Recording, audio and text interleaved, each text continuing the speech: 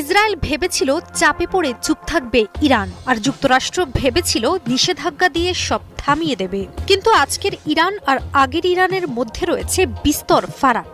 Iran এখন প্রতিরোধ নয়, প্রস্তুতি নিচ্ছে প্রতিশোধের। এমনকি ইরানের সেনাপ্রধান জেনারেল আব্দুর রহিম মুসাভি জানিয়ে দিয়েছেন, ইসরায়েল এবার কোনো ভুল করলে ইতিহাস লিখবে ইরান, আর সেই ইতিহাস লেখা হবে অপারেশন ট্রু প্রমিস 3 এর মাধ্যমে। তাহলে কি ইরান প্রস্তুত চূড়ান্ত হামলার জন্য? মধ্যপ্রাচ্যের আকাশে ঘনিয়ে আসছে যুদ্ধ। অপারেশন ট্রু প্রমিস 3 এখন আর কোনো গোপন কথা নয়, বরং এটা এক আনুষ্ঠানিক অপেক্ষা মাত্র।